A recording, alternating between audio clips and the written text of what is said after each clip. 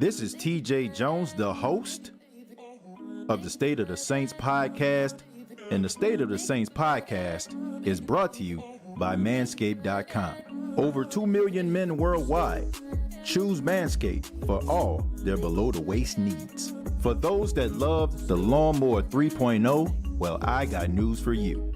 The Manscaped engineering team has confirmed that they have successfully created the Lawnmower 4.0. The Lawnmower 4.0 gives you the ability to turn the 4000K LED spotlight on and off when needed for a more precise shave. The new trimmer even allows you to customize your trim all through additional guards lengths, sizes 1 through 4. And looks-wise, it's sleek with a two-tone matte and gloss finish, even features a hot foil stamp, black chrome Manscaped logo. Show your mower off loud and proud. Go to manscaped.com, use the promo code State of Saints, and you will save 20% off of the Lawnmower 4.0 as well as other Manscaped items. That's manscaped.com.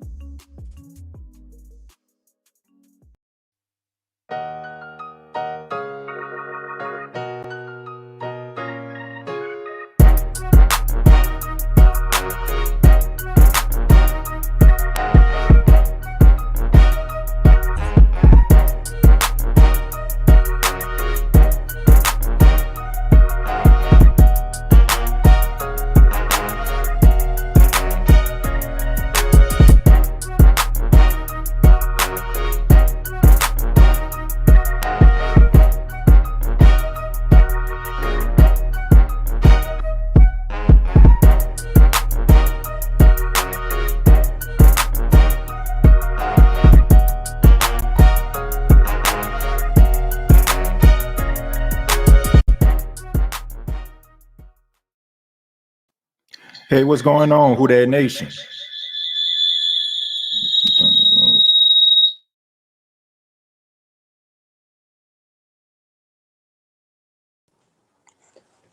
What's going on, Who That Nation? It is yours truly, TJ Jones, the host of the State of the Saints podcast. Sorry about that little echo that y'all hear in the background, but thank y'all so much for being a part of the State of the Saints podcast, where we talk New Orleans Saints. And if you see me looking down, it's because I'm actually looking.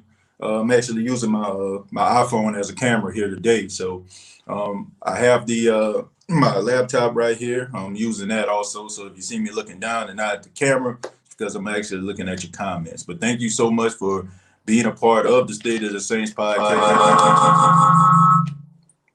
A lot of technical difficulties here. Thank you so much for being a part of the State of the Saints podcast, where we talk New Orleans Saints.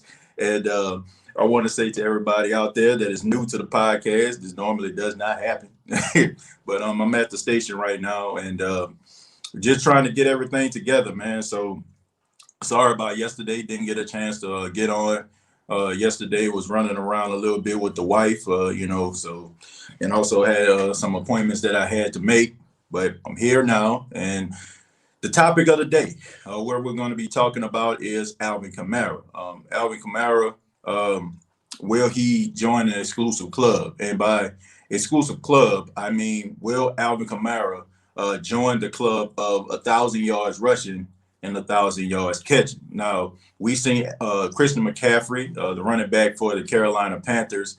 He did that a couple years ago. He was a guy that was one of the top running backs in all of football, and there's only a few guys who actually rushed for 1,000 yards and caught for 1,000 yards. And you can think of guys like LaDainian Tomlinson, Marshall Faulk, so that's very elite territory right there. So we know about the skills and the abilities that Alvin Kamara possesses. We know that he is a guy who is extremely talented, when it comes to running in between the tackles, running on the outside, also catching the ball out the backfield. Some people would say that he has better hands than some wide receivers that you see. And also we see some of the footage that have been out here of Alvin Kamara, doing all these different balancing drills. We know that he has become a guy that we look at and we just get an eye at some of the talent and some of the workout regimens he does in the off season. So do I feel like Alvin Kamara can join this exclusive club? Absolutely. I think that he definitely can join this club. He's a guy who is really, really tough. He's a guy that really honestly doesn't even have to leave the field. I mean, when you have a running back that can play all three downs, you have yourself something special. Normally, like when you see guys like Alvin, they're probably good at one thing and they probably lack at another. For example, you might see Alvin Kamara, you might see him, a guy like him be able to catch, but they can't run in between the tackles. Or they'll be able to run in between the tackles, but they can't catch out of the backfield. This guy can do both of those things. And then you add the fact that he's probably one of the smartest football players that you're ever going to find. Sean Payton always talks about how extremely talented and how extremely smart Alvin Kamara actually is. So Alvin Kamara is an extremely bright football player, and I definitely feel like he can be that guy that can rush for 1,000 yards and catch for 1,000 yards. He definitely can be one of those guys. So that doesn't surprise me at all.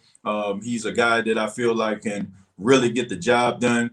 He's a guy that I feel like can really go out there and put his best foot forward. And you can honestly say that he can be one of those guys that can put a team on his back. We've seen when he can take over a game. We've seen it last year versus the Minnesota Vikings. We've seen it the year before that when he played against the Seattle Seahawks. So he's a guy that you can really count on to be, every down back. So, and you're definitely going to need him when you got yourself a new quarterback, rather it's Taysom or rather it's Jameis Winston. So I do feel like he has a strong possibility if he stays healthy, because, that is the key, staying healthy all 17 games.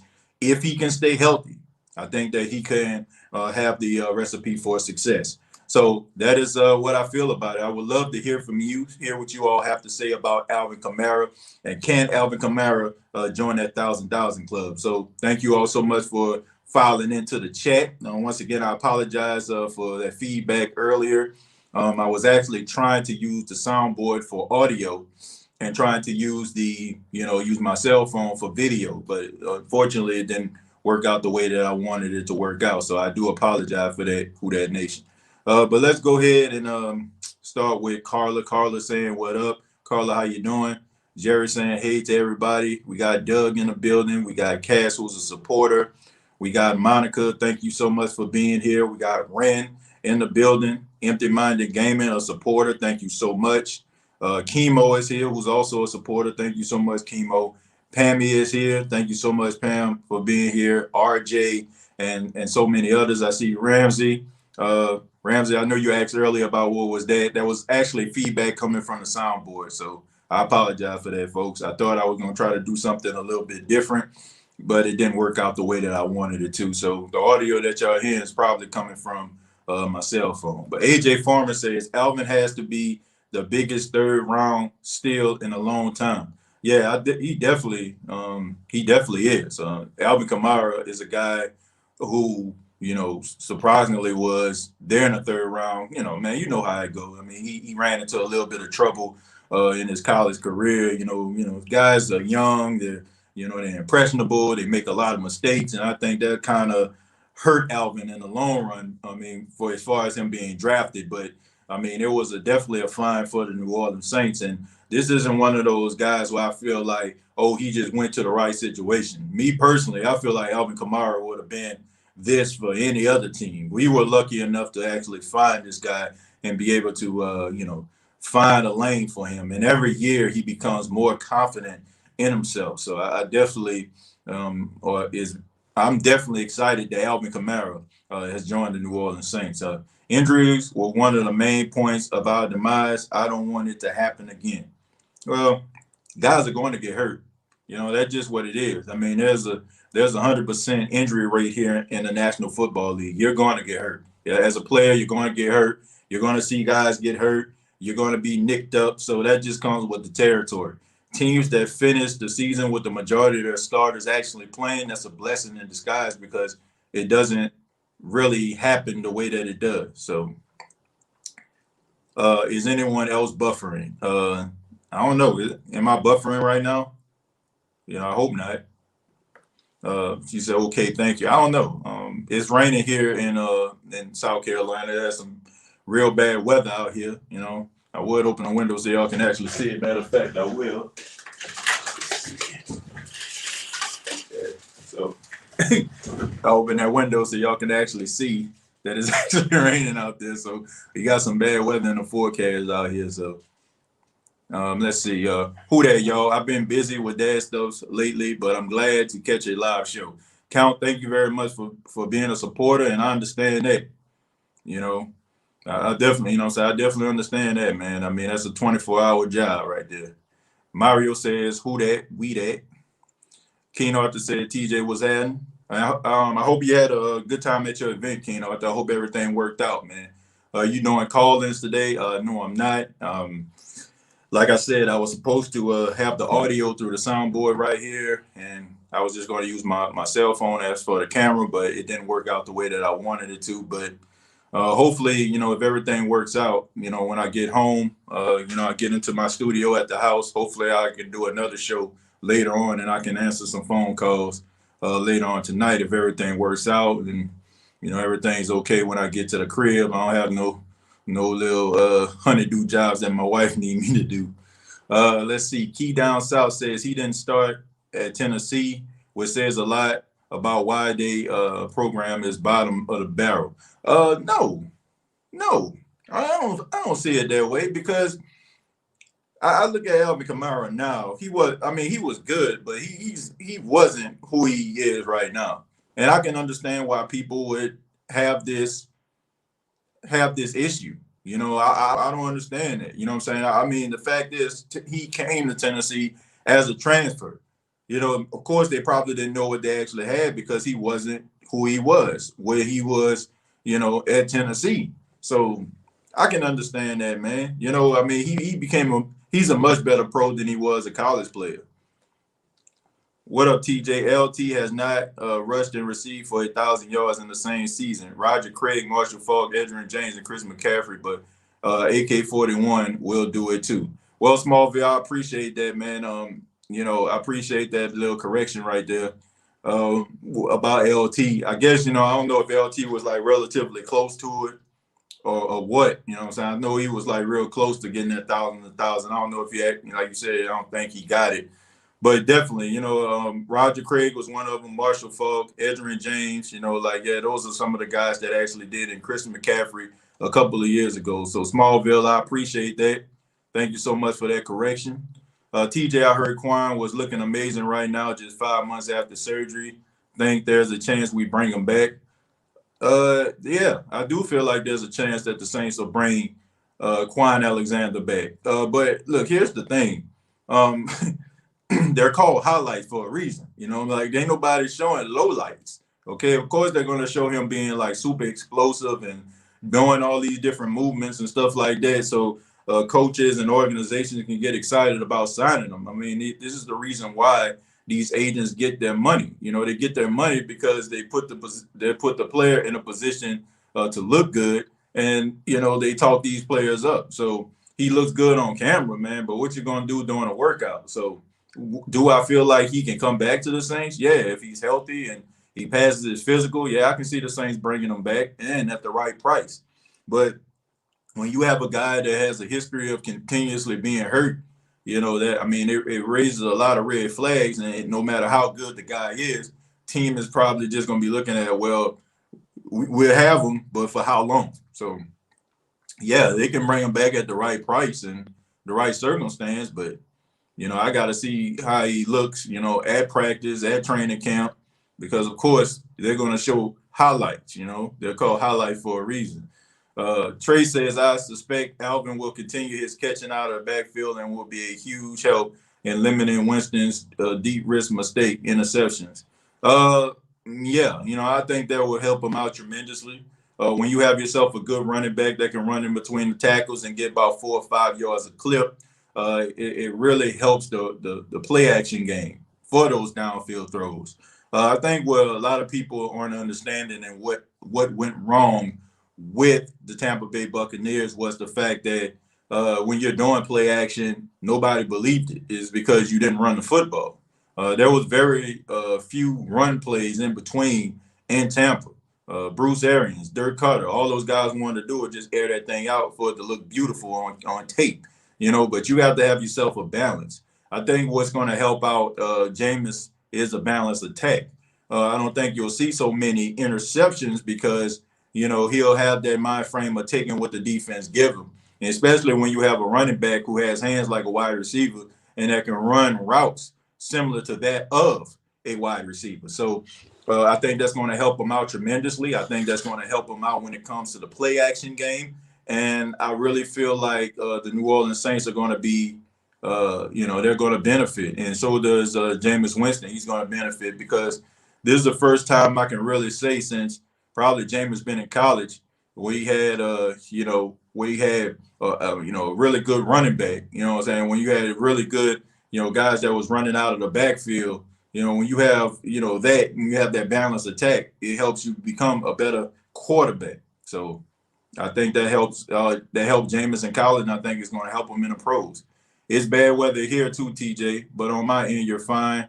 I live in North Carolina. Okay, Ramsey. Yeah, you're not that far from me. What part of North Carolina you stay in? I live in Myrtle Beach, of course. But Myrtle Beach isn't that far from the North Carolina state line. It's probably like 45 minutes. I'll be in North Carolina. Carla says, not buffering for me. It's raining here in Maryland too. Yeah, I mean it's a lot of rain in the country right now. Doak said I was speaking on Kamara going for 1,000 receiving, rushing. I was saying I don't want him to get burnt out. Not saying he can't do it. I don't think that will involve him, being burnt out. I really don't. I mean, Alvin Kamara average, over 100 yards from scrimmage anyway. Like if he would consistently do it, I mean, 1,000 and 1,000. Okay. 1,000 and 1,000, that'll be fine. So that wouldn't be an issue at all. Finally, I get some shine. TJ's back. That's actually not my backyard, man. That's the back of the radio station, and I was actually waving to the station manager. He was telling me that he was heading out. So, man, shouts out, So if y'all see me waving, I'm not waving at myself. That was waving at the station manager. What up, TJ? Who that?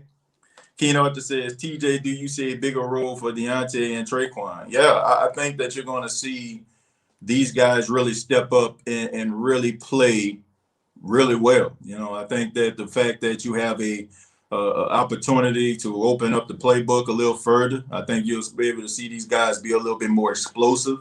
I think you'll see these guys be a little bit more, little bit more active in the offense. Deontay Harris, I think that he's one of those guys that is ready to take that extra step. I mean, I see some playmaking ability inside of him. I just think that it was few and far in between because of the limitations of Drew. So now that you have a guy that can throw the ball, down the backfield, you can have a guy that can, go out here and, do the wide receiver screens, do the street routes. Man, I think you have yourself something special. Robin says, who is the one player this year that is going to step up and surprise you? I think it's going to be Deontay Harris is one. I think Traquan Smith is going to be better than he's going to be better than a lot of people are giving him credit for because he has that downfield threat. That's just my honest opinion. Cass says he was close to it last year. I feel like if he didn't miss that game, you're looking at 1,000-yard rushing and 800 receiving. Yeah, exactly. I mean, him missing, him missing those games was was hurtful. He definitely would have went over 1,000 yards in that game. I mean, he was maybe a couple yards short. Wasn't even 100 yards from getting 1,000 yards. So that did kind of hurt him. Ever since the preseason game against the Chargers, we all knew AK was going to be very special. Well, it didn't always start off that way. I think the Saints were just kind of trying to make that 3 running back set work. That was during the time when Adrian Peterson was there, Mark Ingram, and of course Alvin Kamara. And the first couple of games when the Saints played, Alvin Kamara didn't really look that good. And then all of a sudden, Sean was like, "Hey, wait a minute, man. Like, I think I can put this guy in position to succeed." And the rest is history, man. So, shouts out to Sean Payton for understanding that, okay, I gotta, put this guy in this position. And they were, willing to sacrifice a Hall of Fame running back in order for them to go with that two-headed monster of Ingram and Kamara. So, which one is most likely? Kamara 1,000 rushing and receiving, or Winston throwing for 5,040 yards and 15 interceptions? I'm gonna go with the 1,000 and 1,000. That's my brother EJ from the Pick Six Blog World Podcast. To me, I want the 1,000 and 1,000. Okay, I want the 1,000 and 1,000 because when you're throwing for 5,000 yards, 9 times out of 10, you're not making the playoffs. There are very few quarterbacks in history who threw for 5,000 yards and made the playoffs. Okay, the majority of the 5,000 yards records belong to Drew Brees, and I don't think the Saints made the playoffs when he threw for 5,000 yards. I don't think so. I think the 4 times he did, they were like 8-8, 7-9. So I would rather see Jameis Winston not throw for 5,000 yards. I'd rather see AK with 1,000 and 1,000. Tennessee had Jalen Hurts for half the season. I just think that, man, you really didn't know what you had, man. I mean, look, they didn't know what they had, and if you don't have that offensive minded coach or coordinator to bring it out of you, it's hard for you to see it. Bring Quad Alexander back if he does go down. Keep Warner in rotation. Anybody better than Alex Anzalone?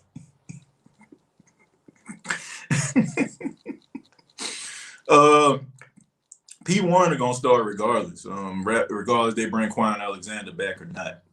Ken Arthur, thank you very much for the $5. He said event went well. I realized that the recovery as we get older is way slower. I had an event at Payne College. I want invite you to on July 31st. Okay. If I can make it, man, I definitely will come. It's not, I definitely want to come out to events, and now that the world is opening up and all that kind of stuff, I want to, be able to do some traveling and stuff like that. And man, I want to be able to get out and be active and do some stuff in the community. Definitely want to take more trips down to New Orleans, to my hometown, more often, especially me actually doing this. And I got some great news that I want to announce probably during the time, a little bit later in the show. Got some good news about the future of the State of the Saints podcast, man. Got some good news coming up that's going to involve the NFL season, man. Jared Poor says it was raining here in Gulfport earlier, but it calmed down, expecting more rain later, but at home, staying dry. Well, that's good, man. I mean, it's some bad weather out here. It's some bad weather, man. Real bad weather, and I think it's supposed to be like this all day. Probably one of the reasons why my station manager dipped out, but I mean, he did some traveling, man. He's been on vacation for the last couple of weeks. So, I mean, I know he got to be kind of burnt out, I was shocked that he actually came here today. He actually was traveling for him and his beautiful wife. They traveled for the last couple of weeks, and I was just shocked that he was here today. That's why, honestly, I came in. Jameis is the man. I'm glad Brees gone. He's been hurting us for the last 4 years. Wow, man. As crazy as this sounds, the way that Terry thinks, you have a lot of Saints fans that feel the same way. They feel the same way about him. And it's absolutely amazing that you have so many Saints fans that feel the same way. But I think it was time for Drew to retire, in my opinion. I mean, he earned the right, and I've said this before, he earned the right to retire on his own terms. And now that he's retired, it's time to look towards the future. But hopefully, these guys can not make us miss him so much, by playing well. Diedrich says, what up? Who that nation? Who that TJ? What's going on, Diedrich, man? Appreciate you being here. Colorado says, good afternoon, DJ. How was your day? My name is TJ. And I'm saying Colorado Ferguson. So if you're in Colorado, I can understand that era, if you get what I'm saying. Nah, but seriously, all jokes aside, Colorado, I'm having a good day so far, man. I mean, the rainy weather doesn't affect me at all, man. I really enjoy. I really enjoy it, man. No problem here. It's storming here in North Carolina. Yeah. I live in Clayton, North Carolina, near Raleigh. Okay, all right. Who that? Giving a shout out to Jerry Poor. Terry says, I think we're going to be okay. Defensive. It's suspect, though. I don't know about suspect. I mean, we haven't seen it yet, Terry. We got to be careful with these, with these thoughts, man, because, I mean, it may not be as bad as we think. I can understand you got some pieces that were missing, some guys left, some casualties, if you will, but I think we'll be okay, man. I mean, you got yourself the same coordinator. So I think the one thing that was the issue with the New Orleans Saints over the last couple of years was the fact that they kept on changing coordinators because their defense was suspect. Now you have some stability at the defense position when it comes to coaching and players.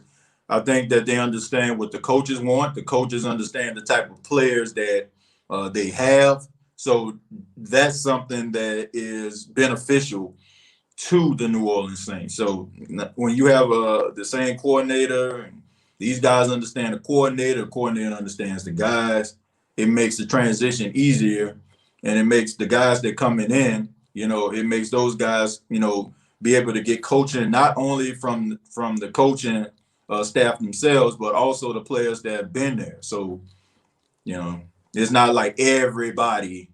It's not like everybody is trying to learn it the same way. Josh says off subject, but Rodgers to the Broncos or not.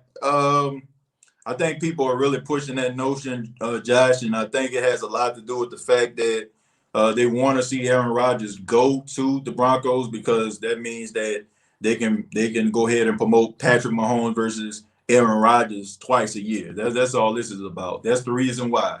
I mean, if there's a team out there that needs the I guess need the services of Aaron Rodgers, they probably are looking.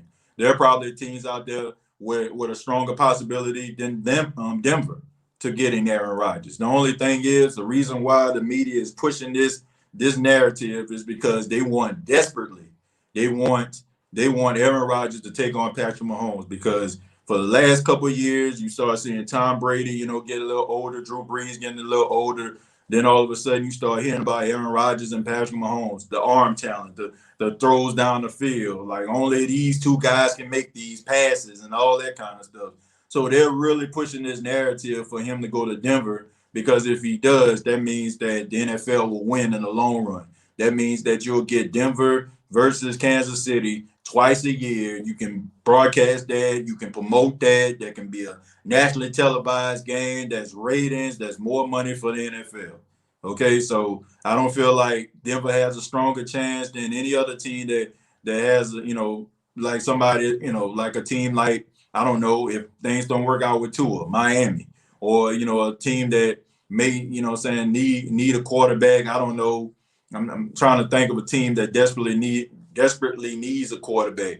I can see Aaron Rodgers like going to a team like Detroit, even though he's saying he wants to. He's not like how it is with Julio.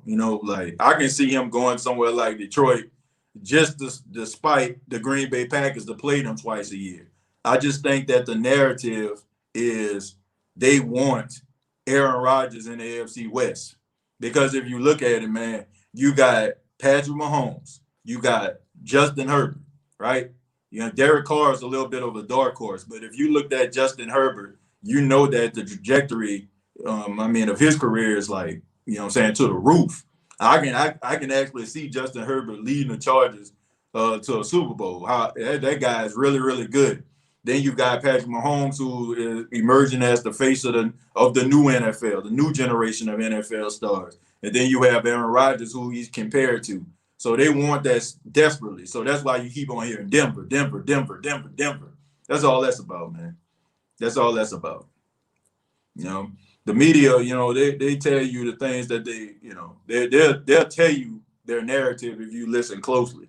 That's the reason why you'll have guys, when these guys want to get traded in the NBA. You know, they always have these big market teams and they align these guys. Really, it's not like they're talking to us. They basically be talking to those agents, right? That's why you have like Chris Broussard and he'll come on TV with these scenarios and the agents and stuff like that will be listening. They be trying to put nuggets in their ear, you know what I'm saying, subliminally. It's supposed to be for us, but subliminally they're trying to reach out to the player as well as his representation. So like that's the way I feel about it, which is smart. You know what I'm saying? It's smart because you keep on saying that over and over and over again. Hopefully it happens, but that's the way I see it. What about Troutman? I think Troutman gonna have a good season. I think that he became a above average blocker as a tight end. He improved as a blocker. He was already a good pass catcher. So, I think that he's going to be a really good tight end. Mark hasn't been the same since he left. Robin, I disagree with that. I disagree. Mark Ingram had a really good season his first year in Baltimore. He had 14 total touchdowns, right? I mean, went to the Pro Bowl and everything. See, the thing about it is he wasn't, on the agenda, what I'm saying, last season because, you had J.K. Dobbins, the guy who came out of Ohio State. So, I mean, he was running really well, what I'm saying, and they wanted to go younger. So between, him being a little bit injured and nicked up, those younger guys emerged and, he kind of took a step back. If Mark Ingram would have went into some of those games, I mean, it's the Baltimore Ravens running game would have still been as effective. I think that the Houston Texans are going to get a really good Mark Ingram. See, Mark Ingram isn't like those 30-year-old running backs that, when you start to look at him, oh, he's 30, he's starting to wear down. You have to look at the way the Saints use Mark Ingram over the years. The Saints didn't really run the football for the last 4 to 5 years as much as you'll see some of these other teams that have a thoroughbred running back, right? So when you look at Mark Ingram, I want to say he's 30, 31 years old or something like that. He's going to be 31 in December. Probably like his legs and, what I'm saying, the tread on the tire, he probably about the age of a 28-year-old running back, because the Saints, the way that they actually use running backs, right? They had Alvin Kamara, what I'm saying, at the time they had Pierre Thomas and Darren Sproles, and they had all these different rotations and different variations of running backs where it wasn't just Mark Ingram running the ball 30, 40 times. So Mark Ingram still had some tread on the tires, and I just think that the way that the Saints actually used him, I think it was beneficial to him to be able to go out here towards the twilight of his career in order for him to get a couple more paychecks. If he was like a running back for the Seahawks, I don't think that you would have this version of a Mark Ingram. If he was for the Minnesota Vikings, I don't think you would have this same type of running back. Mark Ingram has a lot more tread on the tires than a guy his age because of how the Saints utilized him when he was in New Orleans. So I don't think that he's washed up yet. I just think that the Baltimore Ravens wanted to go a little bit younger because the narrative tells us when a running back reached the age of 30 years old, all of a sudden he just forget about, he just forget how to run a football and he can't hold the football high and tight and he can't go yard. I disagree. It depends on how a team uses a running back, how often they use him, how regularly he is, and how many touches he gets. Mark Ingram didn't get those many touches, so to me, he has a lot more left in the tank. If Foles, Jimmy G, and Goff went to a Super Bowl, Jameis can take the Saints. We just need to be fortunate to be healthy and good play calling in the playoffs. Limited mental mistakes. The team is there. I agree. I just think that we fall into that narrative if we just automatically just assume that a team can't make the Super Bowl because they need this elite lights out quarterback play. No, man, that's just what they tell us. That's what they try to program us to believe. They try to make us believe, oh, you just need this lights out all world quarterback in order for you to get to the Super Bowl. Not exactly. Okay, you need a quarterback that is going to limit mistakes. You also need a quarterback that can make those throws in crucial situations. And you need a quarterback every now and then that can be able to bring you back from a deficit. And I think that Jameis can do that. I mean, I seen one week, the Saints get blew out. I want to say, I don't know if it was the Rams or something like that. I think it may have been the same. I want to say it was the same year that Drew Brees broke his thumb, right? He had to get thumb surgery. The Saints lost to the Rams. The next week they played Tampa. And I think Jameis might put up like 40-some points on that Rams defense. So he's capable of doing certain things, man. He's capable of going out there, getting that ball where it needs to be. The thing about it is, man, it's just he just needs, he just needs balance, right? He needs somebody, that can run the football. He can check the ball down to, and he don't have to look at being the is-all and the be-all of the team. If he does that, then I feel like he'll be fine.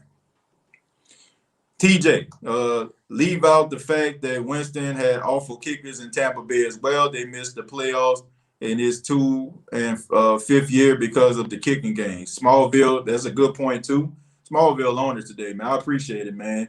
Smallville coming through with the facts. I appreciate that. But yeah, that's true.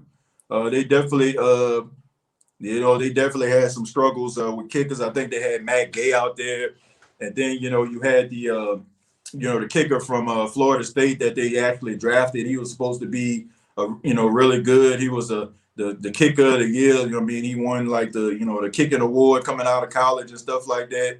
The Lou Groza award. You know what I'm saying? So they thought that they actually filled that position. It didn't pan out with him. Then all of a sudden they get Matt Gay. He can't kick. And all of a sudden they get Ryan Suckup, and now they got themselves, a really good kicker. Mr. Irrelevant. You know what I'm saying? Ryan Suckup was the last pick in the draft a couple years back. So, yeah, man. There was a couple games where, they should have won. I want to say it was a Giants game or something like that. I want to say it was with Daniel Jones' first year. They should have won that game. It was a couple games they should have won, but I don't know, man. But all in all, you got to limit those mistakes. Greg says, I may be wrong, but I think if Drew Brees wouldn't have had that rib injury, I think he could have maybe made another season. Well, I don't think he would have came back regardless. That's just me personally.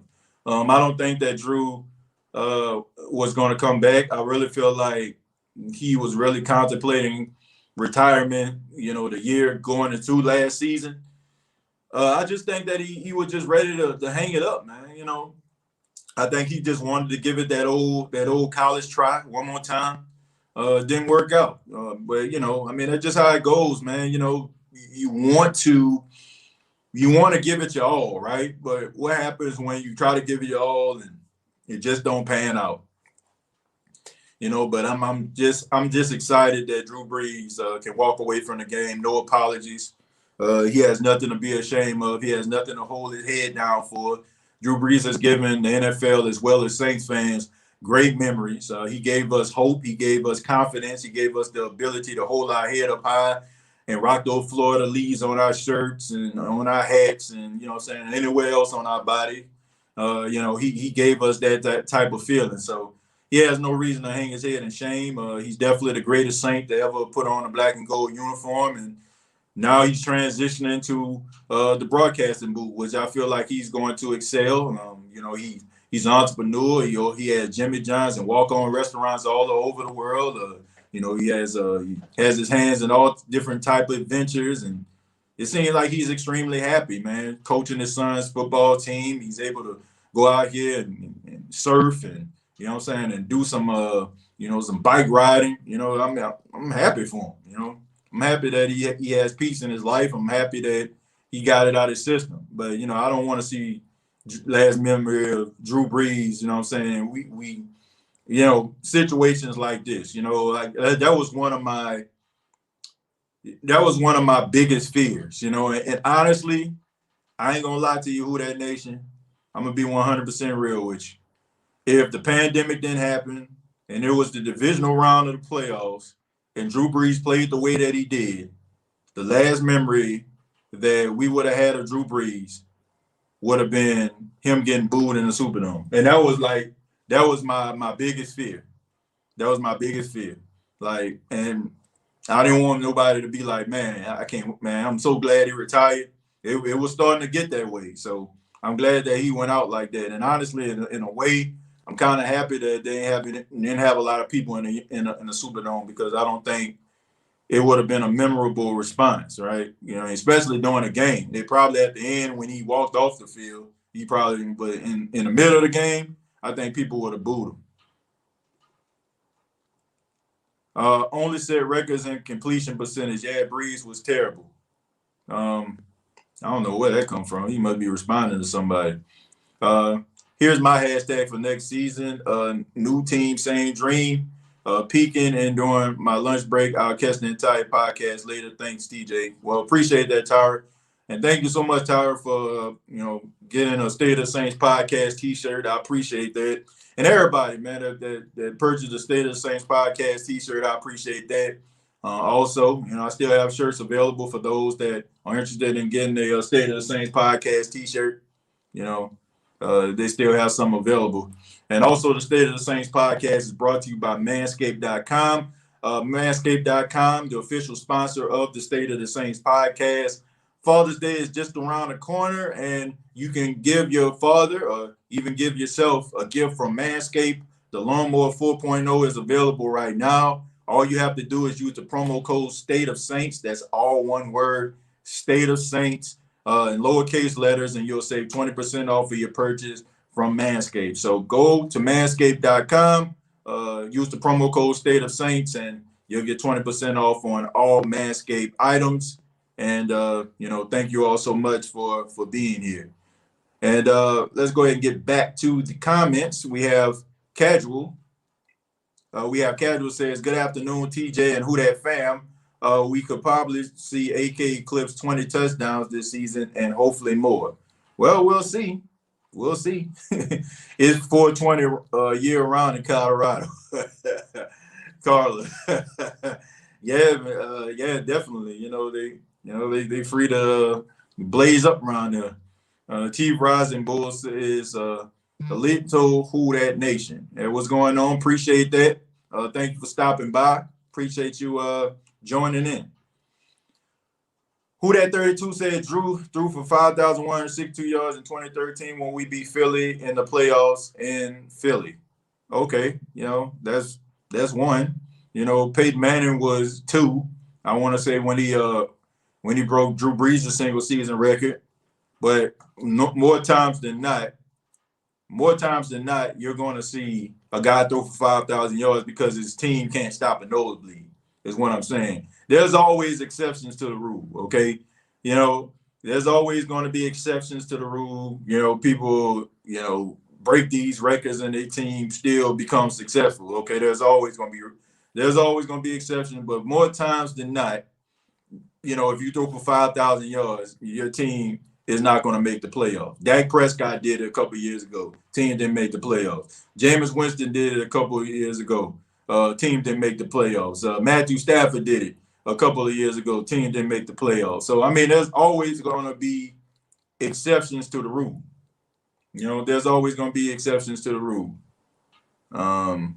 Let's see. Broncos got Teddy Bridgewater, no Rodgers in Denver. Honestly, that look, man, we know what they feel about Teddy Bridgewater. So, two main things make a great quarterback: getting first downs and touchdowns constantly. Good point.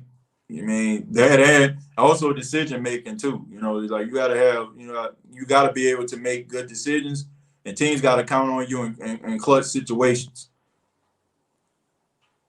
Smallville, thank you very much for the $5. Says TJ. Folks leave out the fact that Winston had awful. Already read that one. But Smallville, thank you very much for the $5.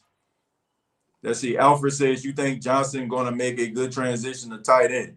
It's possible. He has the size. He's 6'4". At this particular time, he's 231 pounds. He should be able to make a good transition. That would be, that would be something that I feel like he can do. He's already an above average blocker. He already does like a really good job at blocking. So you add, a couple little more pounds on him, maybe add like 10 more pounds. I think he'll do just fine. Do you think Adebo could be the Saints starting cornerback? I think he is going to be the Saints starting cornerback. I said this before. Paulson Adebo. Me personally, I just feel like Paulson Adebo is going to be a really good cornerback. He could have easily been a first round pick. If he probably would have had a full season of football this season. I think he would have been mentioned among some of these cornerbacks that we were talking about. I just think that him not playing last season because of the pandemic, I think he kind of hurt his draft stock.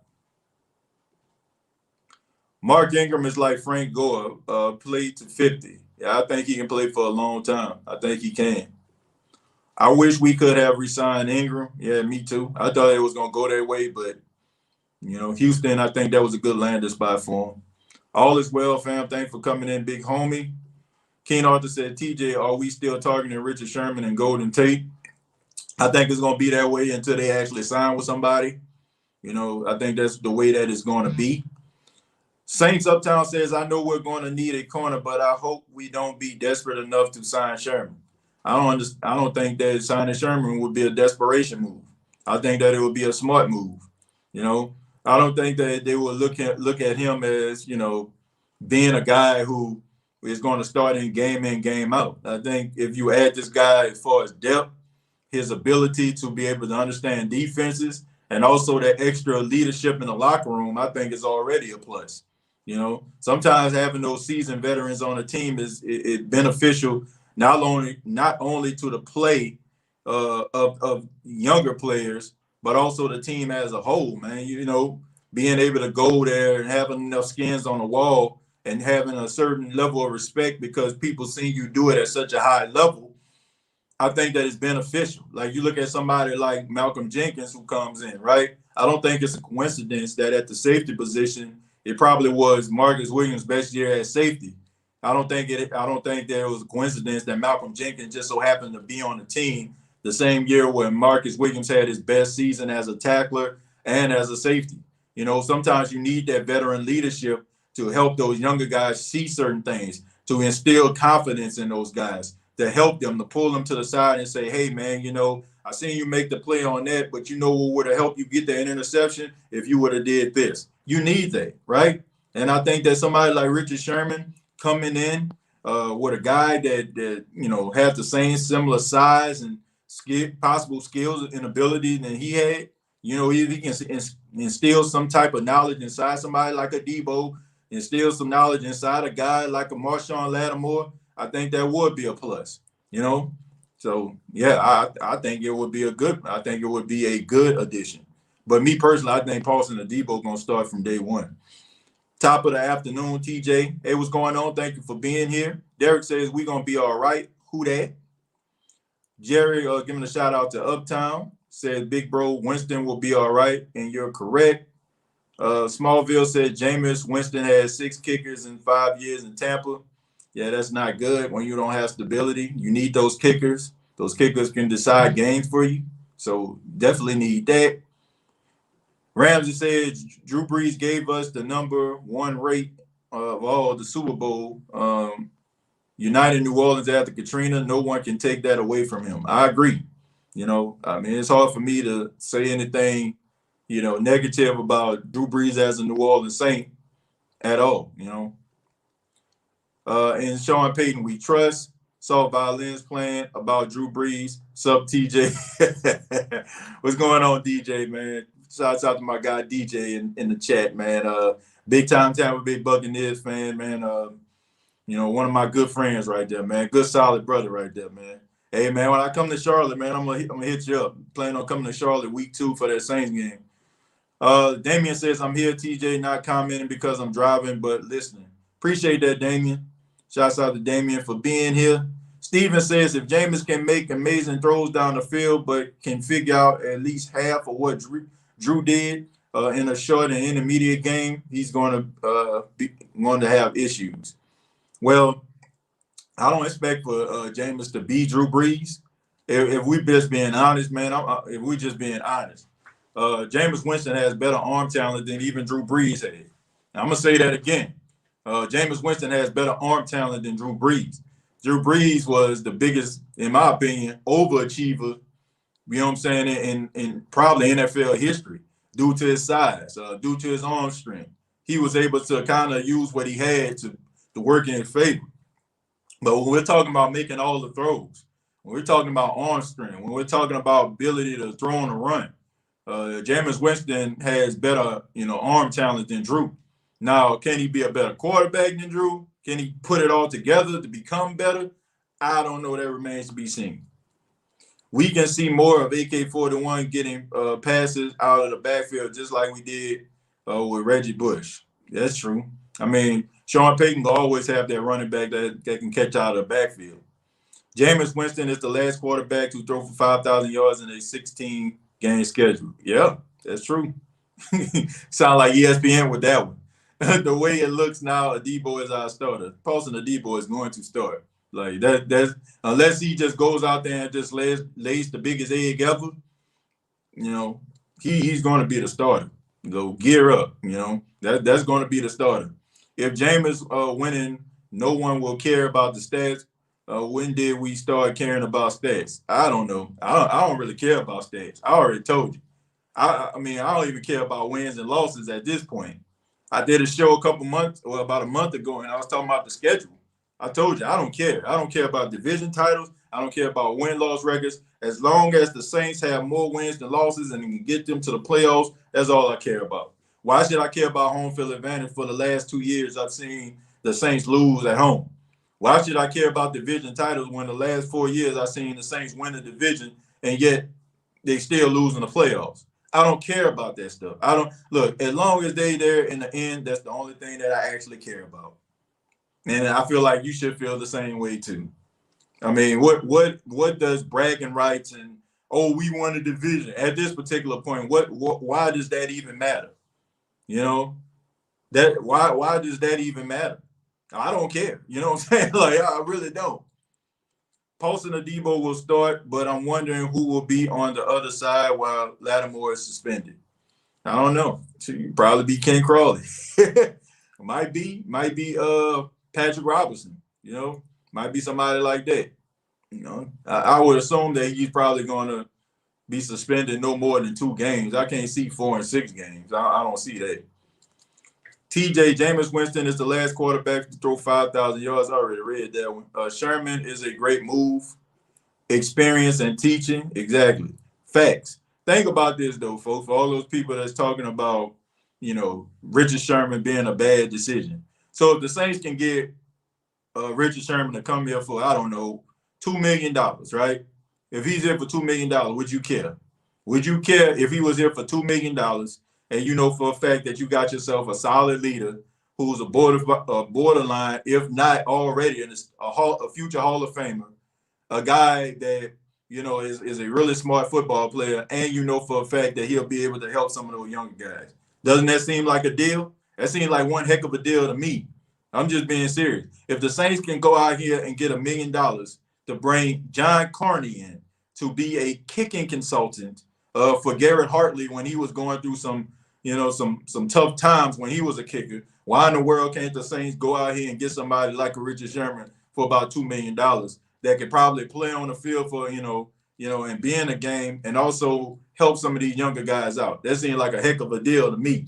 I'm just saying, you get leadership, you get a guy that can play, a guy that can dissect defenses, and, still has enough left in the tank to be able to make a play or two. And you help your younger players because he will have their respect, by him coming in, winning a Super Bowl, being one of the best corners in the league in the last decade. I think that's a plus.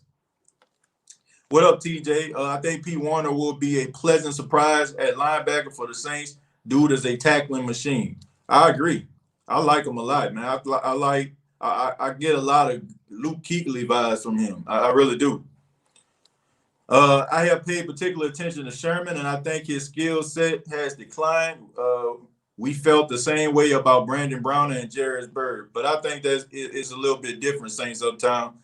First off, look, the dude is in his 30s. He had an Achilles injury. And when you have an Achilles injury, it takes you a couple of years in order for you to get back. For us to just sit up here and say that this guy just completely just fell off the face of the earth, I have to disagree with that. And I know what we're talking about here. We're talking about in the playoffs. I mean, in that Super Bowl game, like when he was going up against, I want to say Tyreek Hill, right?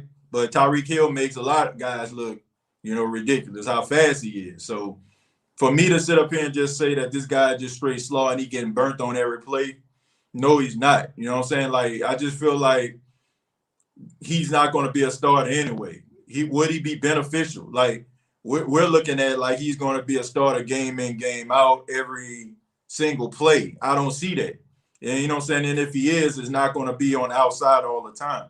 I'm looking at him coming to this team to be able to contribute and also be a leader and also be able to be a mentor to some of these younger cornerbacks. And I feel like that'll be one heck of a deal because me personally, like I said, I think Paulson Adebo is going to start anyway. I don't think the Saints selected him for him to be on the sidelines. I mean, for Sean Payton to come out in a press conference and already say they already have like an idea for him. And I'm just saying, like, he already said that he would want him to be on the left side. Like, Richard Sherman played about 90% of his snaps on defense on the left side. So, I mean, look, me personally, I think that, it would be beneficial for him to come to the New Orleans Saints. Like, he's not going to be a starter anyway. Anybody that the Saints select and they sign as a free agent at this point, I don't see being a starter anyway. You're right, as Richard Sherman or not. Like, I think y'all looking for a free agent to come in and be opposite of Lattimore.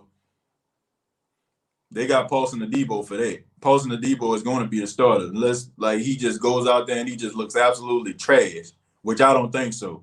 Because I think that guy has a lot of confidence in himself. I think he has a lot of man. Man, that dude believes in himself, and I think he's going to be a really good cornerback for the Saints. Sherman Wright is better than all the other corners, including Lattimore, mentally for sure. Now, I don't think he's better than Lattimore at this stage of his career, but he's smarter. He's a smarter football player. I'm not saying that Lattimore is dumb or he don't understand offense and plays and dissecting stuff, but Richard Sherman is in a league of his own. The Saints need $2.5 million in additional cap space to sign the rookies. We must be looking at extensions now and even cuts. I don't think you're going to be looking at cuts at this point, Ryan. I think if you do, it's probably going to be some guys that we don't really know or really haven't had an appreciation for their skill set. If they're going to do that, you want to be able to sign Lattimore. I'm hearing stuff about them trying to do something with Ramczyk. So when they get those extensions and that'll help them out tremendously. So when you give Ramczyk an extension, when you give Lattimore an extension, Marcus Williams an extension, that'll help you out. Facts, TJ. I've been saying that. Yeah, Steve said, I agree. I love Adebo's tape. Adebo is a confident guy. Yeah, he definitely is, man. You got to be confident to play the cornerback position. I'll be in Charlotte as well. The game is on my B-Day, and I've already bought my tickets. Can't wait. Coach, hopefully look forward to, seeing you there if we run into each other, look forward to seeing you there, but I definitely plan on going to that game. I would give that division title up last year for a Super Bowl. You ain't lying. Richard Sherman washed. I have to somebody prove to me that he just completely washed up. No, that dude is not completely washed up. I haven't seen all these games that people are talking about. I mean, I've seen Richard Sherman play quite a bit over these last couple of years. The only game I really just seen him struggle was in that Super Bowl game. Like when he went up against Michael Thomas when the Saints played the 49ers, Michael Thomas didn't really start doing that. He got the majority of his yards late in the fourth quarter. So he really had him under control. I really don't understand like what people are talking about. I need those people to show me this tape. And I can only think of one game, but I only can think of one game where I can just see Richard Sherman was just out there and just looking old and slow. And that was in that Super Bowl. But that was Tyreek Hill he was going up against. Tyreek Hill make everybody look old and slow. Who that fam about to roll out? Workflow. Looks like this storm is not letting up here in my area. Y'all be safe. Who that? Yeah, I'm about to roll up out of here as well. I gotta get ready for the 2 o'clock show live here at the station. So I'm about to wrap it up in a few minutes myself. Derek says, to be honest, TJ, I would love to get Sherman and Sheldon Richardson. Sherman for the depth and mentorship, and Richardson for adding depth in the D-line rotation. Yeah. Steven says, I care about 7 picks, 6 in 1 year. Sean won't let it happen. A good decision. Jameis means a 2-quarterback system, 2-headed monster. Defenses can't prepare for both. I don't see it being a 2-headed monster. And honestly, you don't want that because that messes with the camaraderie and the chemistry between the quarterback and the wide receiver. You don't want to have, okay, you throw the ball 40 times, Jameis throw it 20, Taysom throw it 20. No, I look at Jameis being a primary, signal caller, and also, Taysom coming in with his Swiss Army knife role. So that's the way I see it. I don't see 2 quarterback sets. Anybody that played football on the offensive side of football, you know that chemistry is very important in having 2 quarterbacks. And I want to say, I don't know if it was John Madden or some other coach said, if you have 2 quarterbacks, that means you have none. So I look at the Saints having Jameis as their primary play caller, and I look at Taysom doing the Swiss Army thing. Dwan says we got a first rounder for a third in the Debo. Yep. Everybody hit the like button, guys. I would appreciate it if y'all hit the like button if you're enjoying the show. If you're enjoying the State of the Saints podcast, you enjoy the content, please hit the like button. I would appreciate that. Reginald says, I agree. 2 offenses short and long, hard to stop. It's hard. It's hard to have a 2 quarterback set. Man, you have 2 quarterbacks, you have none, in my opinion. Hey TJ, can we look forward to Quan back on the roster next season? Yeah, at the right price, and if he's healthy enough. I recall the last time we played Sherman when he was Seattle. Sherman gave up a touchdown to Brandon Coleman, Brandon Cooks, and Michael Thomas. Just facts. Okay, so a cornerbacks don't supposed to give up absolutely nothing, right? Like I don't understand. Like I don't understand like how we judge cornerbacks. Like if a cornerback is great, right? If a cornerback is great, what I feel like people's definition of a good cornerback these days is for him not to give up absolutely nothing. Like if he gives up 1 touchdown, then all of a sudden he's not all he cracked up to be. Do y'all now understand these are really good wide receivers that these dudes line up against? Do y'all understand that it's going to be a strong possibility that they're going to get beat?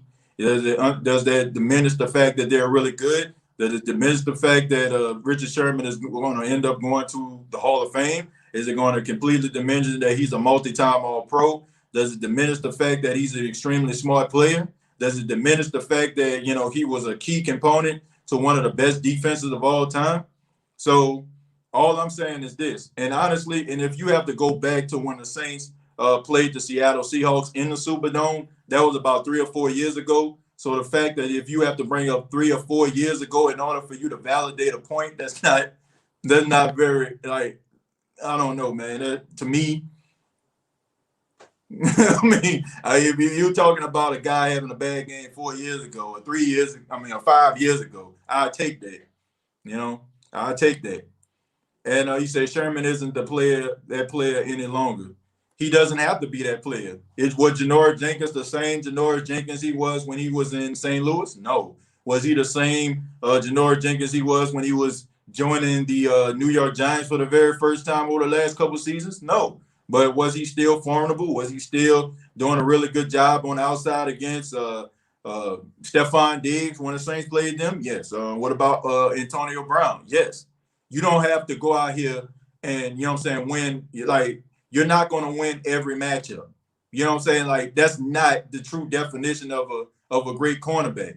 You're going to lose some battles. That don't mean that you are a bad cornerback. I don't understand that. Like, people will argue me to death. Like, if I say that Marshawn Lattimore is a good cornerback and Marshawn Lattimore allow a touchdown, oh, man, he sucked. Like, how are we judging cornerbacks?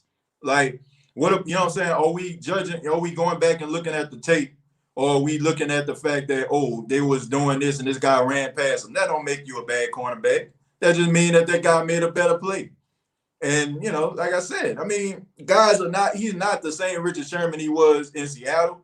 No, he's not. You know what I'm saying? He's older. But that don't mean that the guy don't have nothing to offer a team, is all I'm saying. You look at Pro Football Focus, you look at his analytics, I mean, he's still up there among some of the best cornerbacks to do it. That's all I'm saying. I mean, we could talk about one or two plays that happen. They happen. They happen to the best. I seen, you know what I'm saying? I seen Stephon Gilmore, you know what I'm saying, get worked by DK Metcalf. That guy was the defensive player of the year. Does that mean that Stephon Gilmore is trash? You know, like, guys are going to give up big plays. That just comes with the territory. That's not how I judge cornerback play. You know what I'm saying? Guys are going to get beat. That's not how you judge good cornerback play. I do it on technique. I do it on, you know, dissecting plays. I do it on making tackles. I do it, you know what I'm saying, on you know, the way that they actually guard guys. They're going to give up plays. I mean, it's just what it is. You know, if you think that the true definition of a cornerback or a lockdown corner is a guy who never, ever, ever allows a touchdown, then they ain't got no lockdown corners, not even Deion Sanders. I can show you footage of Deion Sanders getting worked. I can show you footage of Darrelle Revis getting worked. I can give you footage of Richard Sherman getting worked. You know, like, it happens. You know, but me, you know, that's not the true definition of what a lockdown corner is to me. TJ, who is your candidate for the High Sock Award before the season starts? High Socks. I have to see, man. Let me get the training camp before I answer that question, Mario. Proper coach experience matters. Sherman cool with that. Sherman cool. Who that? I agree. Guys are going to get beat, especially how the game and rules are set up. And that's all I'm saying, man. I mean, look, I can understand how he feels, and I'm not me personally. You know what I'm saying? Saints Uptown. I mean, he has a good point, right? I'm not gonna argue and say that he's the same Richard Sherman. He is not. I agree with you on that. But to say that he doesn't have absolutely nothing to offer a team, like, nah, I can't agree with that. I can't agree that he doesn't have anything to offer a team. He has something to offer. You know what I mean? He can go out there and he can make some plays. You know, he definitely can make some plays. Shout out to all the Saints podcasts, Who That Nation chat line, TSC with Big Q, WDC Saints, News Network, New Orleans Saints, Under the Dome, and everyone from the OG. So Jared giving a shout out to all the Saints podcasts out there. And speaking of the Saints podcast, man, I got some exciting news before we get up out of here. And I'm excited to announce this, man. I say about last week sometime, man, I got reached out. Someone reached out to me via email, and it was from Amaze Media Labs. They're actually launching a brand new football network this fall, and they asked the State of the Saints podcast to be a part of the network.